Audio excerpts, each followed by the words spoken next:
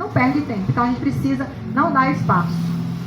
Então assim, voltando na sua pergunta, então eu fui rejeitada no ventre. Minha mãe engravidou, namorou com um rapaz, engravidou, toda feliz, vou casar, né? E aí ele falou com ela, olha, eu só tava ficando com você. Eu tô viajando para Rio de Janeiro, São Paulo, não sei. E tira aí esse bebê. Minha mãe disse, não vou tirar.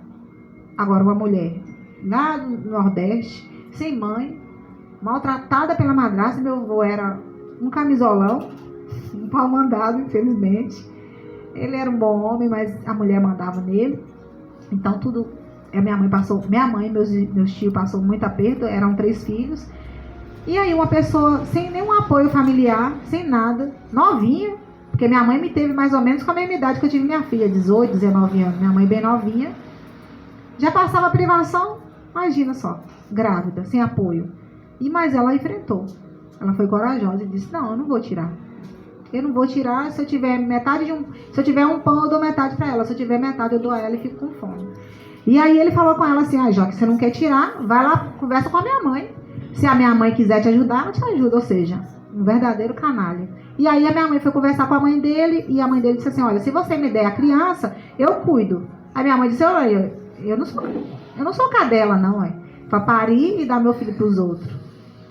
E aí minha mãe me teve, mas ao longo da minha vida eu sofri algumas rejeições. Minha mãe foi uma pessoa ausente, porque precisava trabalhar. A gente sofreu muita rejeição porque em um determinado momento minha mãe teve mais tão difícil, casou com um homem que dizia que ela não podia tomar remédio, que mulher que tomava remédio traía o marido, ele bebia. Então eu cresci num lar muito disfuncional, ele quase matou ela, eu salvei minha mãe assim da morte, minha mãe recém-parida, sem força, com fome, e ele quase matou ela. Eu pequenininha, eu lembro disso até hoje. Gente, eu vivi uma infância tão terrível que eu lembro de situações de 3 anos de idade. A gente acha que os pequenininhos não lembra. Ele pode não ter ciência, ele não pode ter a lembrança com clareza, mas dependendo da situação que ele foi exposto, ele lembra assim, porque eu lembro. E são momentos terríveis. Eu fui contar para minha mãe um tempo atrás, de uma lembrança que eu tinha, minha mãe não lembrava, e ela ficou horrorizada, chorando, com dó de mim, porque eu lembrava disso. Eu, pequena, gente, eu acho que menor que ele. Eu sempre gostei muito de animal, e ele tinha uma égua. Esse homem que minha mãe casou depois de mim e me deu o nome dele. Ele não é meu pai mesmo, mas ele me deu o nome. Porque depois ele é pai dos outros meus irmãos, mas meu ele não é, não. Ele tinha uma égua e eu amava esse cavalo. E a calçada, no meu entender, quando eu lembro, a calçada era bem grande. Mas quando eu vou olhar na foto, a calçada era pequenininha. Então eu era muito pequena. Eu já sou pequena, imagina eu pequena. Então, assim, eu lembro que o cavalo, ele colocava o cavalo no alpendre e eu ficava no alto, eu ficava na altura do cavalo. Eu aprendi a mexer o nariz, porque ficava vendo o cavalo cansada, mexendo o nariz, eu aprendi com o cavalo. E ele, na época que ele foi lá para matar minha mãe, ficou em cima da minha mãe quase morreu, e minha mãe disse para mim, eu salvei ela, e ela falou comigo, minha filha, eu prometo que nunca mais você vai ver homem nenhum me tocando o dedo. Eu te prometo. Pela essa luz que está iluminando, eu te prometo que homem nenhum vai tocar em mim. Nunca mais você vai ver isso. E realmente eu não vi. Então minha mãe, ela reagiu e ele nunca mais encostou o dedo nela. Mas quando ele brigava com ela, que ele queria bater nela, ele amarrava a égua e metia o cacete na égua. Ela ficava gemendo lá. E aquilo me matava. Me matava por dentro. E eu fui falar com a minha mãe. Ele era muito ruim, gente. Eu tive uma infância muito difícil. E eu fui falar com a minha mãe pouco tempo atrás. Minha mãe caiu no choro. Porque foi uma lembrança foi uma situação muito difícil. Você pensa uma criança ver uma situação dessa. E você vê uma mãe vendo que seus filhos estão passando por essa situação. Pensa que sofrimento. Então, assim, eu passei situações muito difíceis. Então, ao longo da minha vida, eu fui rejeitada várias vezes. E, na barriga, depois de criança. Gente, eu fui violentada por pessoas da minha família mesmo, no ciclo familiar. Outras famílias, outras pessoas também, mais próximas. Então, assim, não vem, geralmente, não é só um acontecimento. Então, às vezes as coisas vão até a sua adolescência e você precisa trabalhar na fase adulta, entendeu? Então, assim, hoje ao reconhecer meu potencial em Deus, eu percebo que isso é fruto das oportunidades que Ele me deu de cuidar do meu emocional, de entender minhas dores, de identificar o que me trava e me impede de fluir na obra de Deus. Me impedia, né, de fluir na obra de Deus. De influenciar positivamente meus filhos, muitas mulheres e todos que me rodeiam. E de lidar melhor com a vida como um todo. Posso afirmar com gratidão que estou vivendo o melhor momento em Deus, porque aprendi a cuidar das minhas emoções, permitindo que minha fé e meu chamado floresça permanentemente. Apesar de ter passado por muitas situações em que a religiosidade infelizmente atrapalhou muito o meu processo de cura, hoje eu vejo que a ciência e a fé podem caminhar juntas. Ela nos ajuda a florescer em Deus, a viver melhor e a ter mais qualidade de vida e aproveitar a vida aqui na terra enquanto Jesus não vem. E mais, podemos abençoar outras vidas, mas para isso é essencial cumprir o mandamento do Pai Nosso: amar a Deus acima de tudo e amar ao próximo como a nós mesmos. Mas para amar o próximo, antes precisamos nos amar. Precisamos cuidar de nós, do nosso corpo, das nossas emoções, da nossa mente. Porque é a partir desse equilíbrio que conseguimos viver o chamado de Deus com plenitude e abençoar quem está à nossa volta. Então, é isso. A gente precisa entender quem somos em Deus, buscar entender nossas dores e tratar, para que a gente possa fluir e florescer em Deus. E é possível, sim, viver bem. E não é porque a gente está passando por um momento difícil, não é porque a senhora está tomando hoje alguns remédios, que a senhora é dependente dele e a senhora vai viver assim pro resto da vida. Não. Em Deus a senhora pode viver melhor. A senhora pode se sentir melhor. Porque quando a gente trabalha nosso corpo, nosso emocional, a gente se vê de uma forma diferente. A gente passa a sonhar. A gente passa a fazer projeto e a viver esses projetos. Tem gente que hoje não sonha, que não tem projeto de vida, que vive um dia de cada vez, né? E o que é o homem sem sonho? Nada. E a gente pode, gente. E é isso que Deus me chamou para falar para vocês essa noite. Vocês têm alguma pergunta? Querem falar alguma coisa? Pode falar, pastor. Então, o primeiro passo é a pessoa, ela reconhecer que tem um problema, reconhecer que precisa de uma ajuda. Né?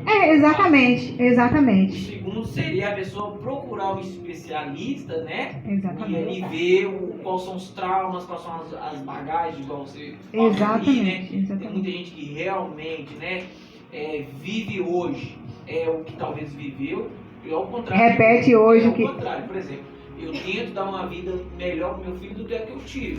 Isso. Né? E aí, eu acho que é normal da maioria dos que estão... E aí a gente pode fazer isso conscientemente, fazendo isso na medida necessária, porque se a gente não tem consciência daquilo que a gente traz, a gente pode errar tentando acertar. A gente quer fazer uma boa ação, mas a gente exagera demais, a gente dá demais, entendeu? Então, assim, o equilíbrio, a inteligência emocional vai nos facilitar a viver e a lidar com tudo à nossa volta de maneira equilibrada.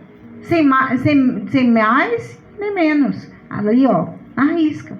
Então a pessoa reconheceu que tem um problema, que precisa... É fundamental. Não tem como você tratar alguém que não reconhece que precisa de um tratamento. Não tem como. Não tem como. Seja em qualquer área. Não tem como. Primeiro você tem que ir no médico para você. O médico não vem até você. Você que precisa reconhecer, eu tô com dor de cabeça, eu tô me sentindo assim, eu preciso de um médico. Você vai até o médico. Então, a partir do momento que você vai até o médico, você já está reconhecendo que você necessita de um cuidado, de olhar. E se a gente cuida, nós mulheres, a gente vai no ginecologista, a gente vai no clínico, a gente vai no dermatologista, por que não a gente procurar pessoas para tratar o emocional, para olhar nosso emocional? Médico para fazer, às vezes, olha, eu queria fazer uma ressonância do meu cérebro. Tem médico, tem muita coisa. Só que a gente, infelizmente, o SUS, né? E a cultura também. Mas existe. A gente precisa, quando a gente entende a necessidade, entende que existe várias especialidades, existe médico específico para isso, a gente procura, e aí, às vezes, Também tem, porque o SUS ele não está assim aberto para muita coisa, mas tem muita coisa que ele fornece que a gente não sabe. Então, a partir do momento que a gente tem essa ciência, chega lá, olha, eu queria que você me encaminhasse para um neurologista, por exemplo. Olha, o neurologista vai olhar o seu cérebro, vai ver algumas, entendeu? Então, assim, tem como. Mas se a gente não identificar, se a gente não entender que a gente precisa, a gente não tem como, não tem como tratar. Então, o primeiro passo é isso. A pessoa, né, no caso, ela não pode aceitar o problema, ela tem que combater. O que está trazendo aquele trauma? Precisa entender, precisa